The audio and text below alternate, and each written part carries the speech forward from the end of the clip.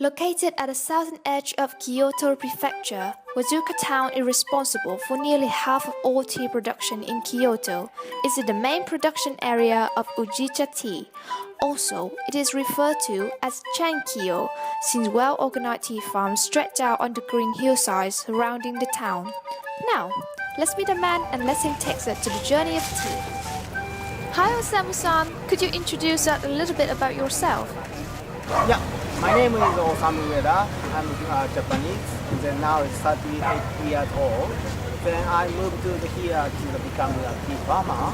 So now it's already past to the 10 years. Then I have got a whole hectare to the tea farm. Then some tea farm which are organic.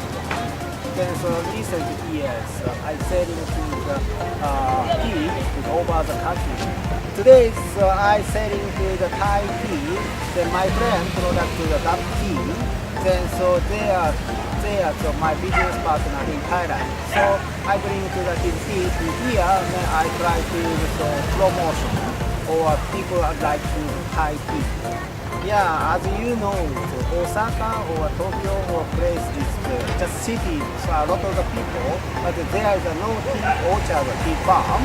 So here you can see it around. So that is many tea farm here. Okay, so you can feel from a tea farm or something. Okay, so we can drink this so those product to the tea at same place. So it's very different. When we are people thirsty to wanna drinking water or tea, but so tea is so good for health and it can feel so relax. So only not thirsty, also wanna tea or take relax. There is a variety of tea in Japan, so I wonder would it be possible for you to take us to your home and show us some of these? Yeah, if you like, of course, it's possible. My pleasure. Please.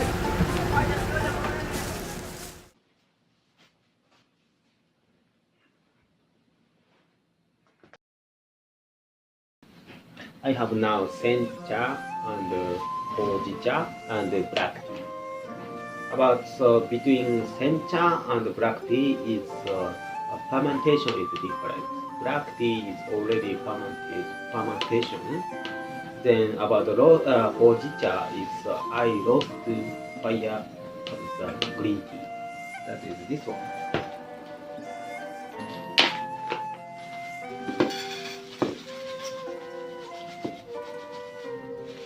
Then at first put the boiling water to here.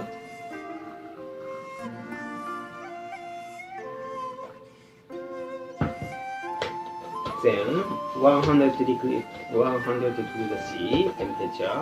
Then when we serve with this teapot, then maybe 10 degrees C to down. Then could be 90 degrees C. Then we put this one for cup.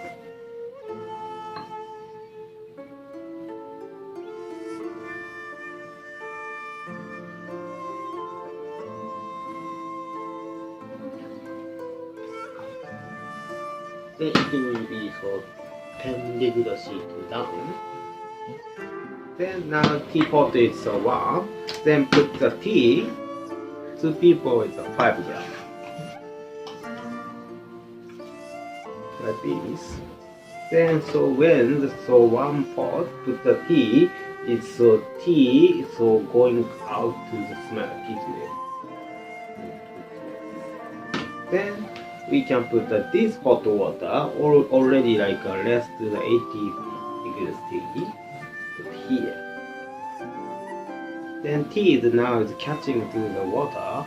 Then so they will be there one by one, so slowly to open by open. Then a little bit, not 100% open, is too much, so just like 30% to the open is a good timing to serve.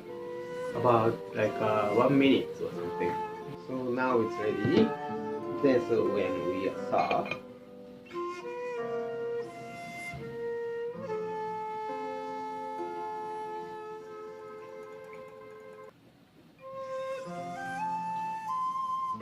It should be served to everything at the end.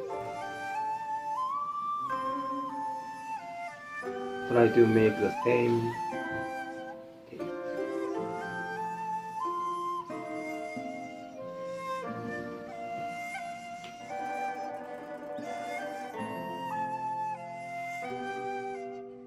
Now I have also Hojicha, that is a roast tea. Then I can show you this roast tea. This one is for after the making green tea. Then we fire roasted. Then so it will be roast tea. We call Hojicha. So this tea is mostly good smell and can be relaxed. So many Japanese people like it. And while we are working or some normal, we drink many times. So roast tea, hojicha, its point is a good smell. So important is just 100 temperature, 100 degree C. That will be help to smell is more good smell. So we put the tea directly at first teapot. One person 2 grams. 2 people is 4 grams.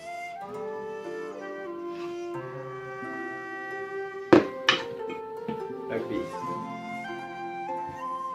Then just we put the directly hot water here. Then so I used the 100 temperature, 100 degrees C, so it will be very help to the water cut easily. So we don't need to wait like 1 minute, maybe 30 seconds. Okay, it's ready. So I also produced the Japanese black tea. So this Japanese black tea is totally different to the English black tea. So Japanese black tea is mild and not so strong and bitter than to the English black tea. Then, so you can drink just without sugar and milk. So this is very nice. And in here is not so many people produce this black tea. So for example, in Kyoto, it's maybe 5 or less 10 people, just only that people produce that black tea. Then I am one of the 10. So when the second season, I harvest tea leaves. Then we wait 1 day. Then after 1 day, when the tea leaves is ready, then we start making and fermentation, then make dry. Then that's it. So black tea is 1 person about 3 grams. So 2 people is 5 grams. Then temperature is 100 also good, but this time is 90 temperature. So at first I put water here.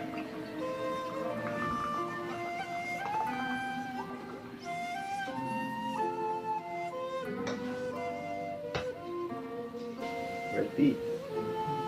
Then hot water here.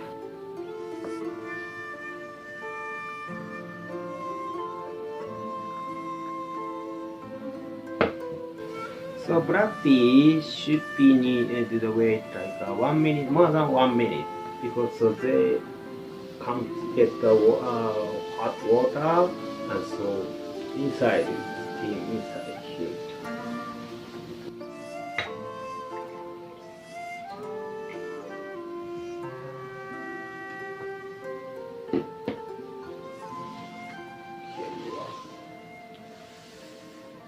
Yeah, just same tea leaves can making to those kind of tea. Oh, so could you show us your tea farm? Okay, so you want to see my tea farm? It's so beautiful. Okay, let's go.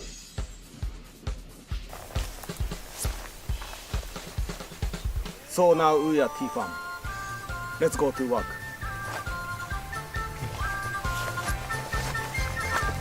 Usually, the daily work will start at 8 a.m. Depending on the location of tea fields, tea farmers may start to work a little bit later because it takes time to move from one place to another. Tea harvesting is up to the weather. In some cases, in spite of light rain, work is still carried out, but quite often, tea farmers will cease to work when it's rain. To let the harvesting process go smoothly, large cloth bags will be arranged at the end of the line from both sides, but sometimes, in case of difficult and long rows of tea, cloth bags can be placed in the middle. Normally, people often think that tea farmers have to harvest teas by the hands. However, in fact, that way of working only happens in tea festival or for some education purposes. Most of the time, tea farmers will use cutting machines like this. With this machine, they can save tons of time and increase productivity. This machine requires at least 2 people handling it. One stands on the side where control gears of this machine are placed, while one stands on the other side and adjusts the height. Both of them need to work well with each other to harvest tea leaves with good quality. Occasionally, there will be a third person following behind them to hold the bag. He or she will share the effort to carry heavy tea bags. Harvesting tea leaves is not simply about moving the cutter from one side to another.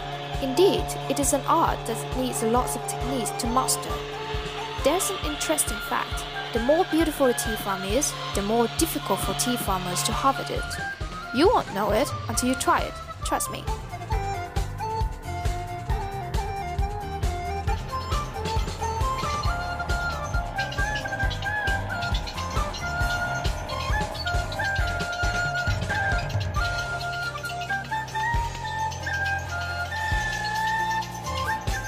There are times when the work is quite easy. Tea farmers only need a cutter without having to use large cloth bags. This kind of work is called shaving. If tea farmers doesn't trim tea plants well, they will grow quite high and densely, making subsequent times quite difficult to harvest. There are so many tea leaves left unused when they carry out this work. Do you think tea farmers will be upset about this? Not really. Because, besides making tea products, tea leaves can also be used as a fertilizer, which is really great because they are super organic. Not all what is on the tea farm can be put into the tea bags. Before harvesting teas, tea farmers need to clean up the farms. Together with tea leaves, there are some kinds of weed coexisting with the plant.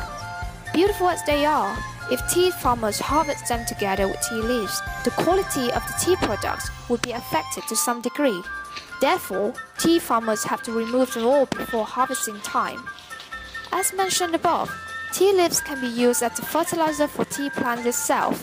However, in order to ensure adequate nutrients for soil and plants, farmers still need to use other kinds of fertilizer.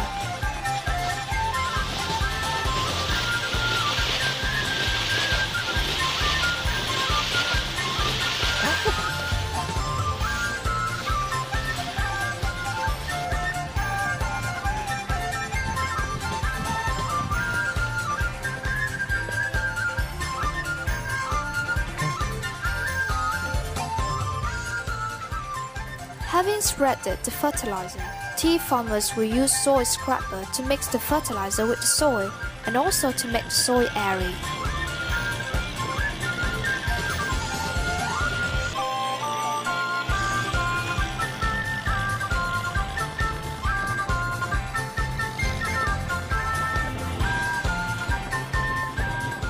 Look at that! Is it like driving in the middle of the green tea fields?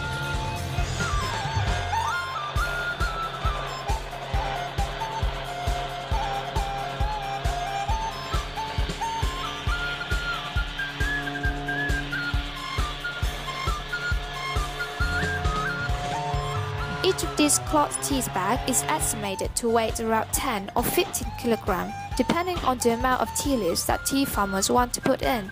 On average, a car packed with tea sacks can be up to 500 kilograms per car.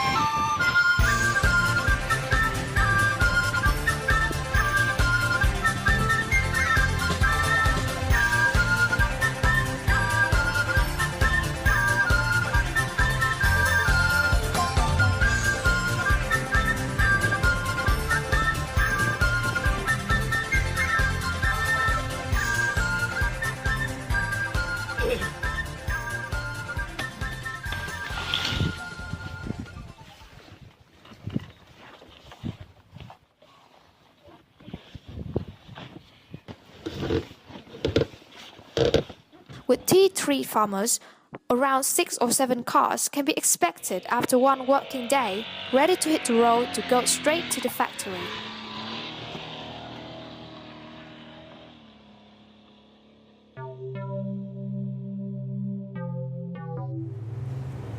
Having harvested tea leaves, we'll move them to the factory for processing.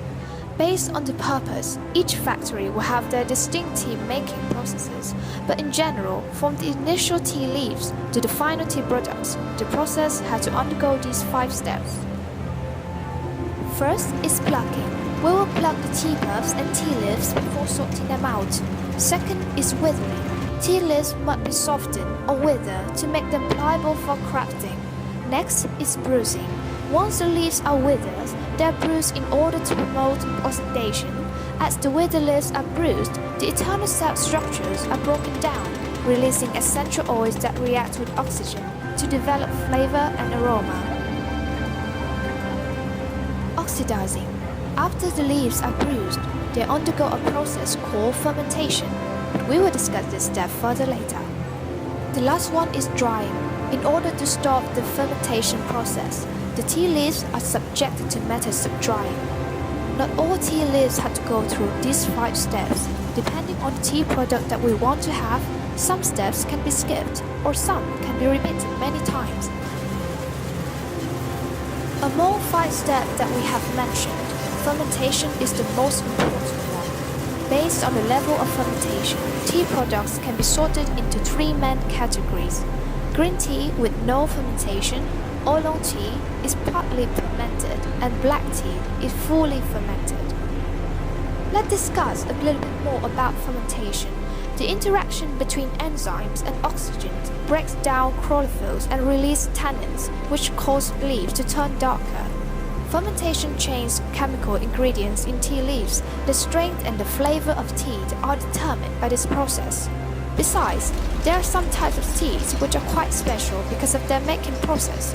For example, in order to have white tea, all we have to do is to dry tea leaves under the sun. Pure tea is a type of fermented tea. The town of Pure in Yunnan province, China, produced this kind of tea, hence the tea name. This tea is special because the fermentation process takes for so many years. In summary, depending on the tea kinds, places to grow, harvesting seasons, and tea making process, we'll have thousands of tea products with a variety of flavors and aromas.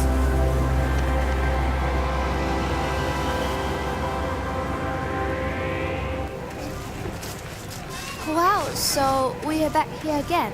So, would you have any message for us, the future volunteers, and also to all the tea lovers from all over the world? Yeah, that is of course. If you like any tea and so you wanna interested to learn to the Japanese tea, so please come here. You will feel more very different, and so also it's very you can be happy.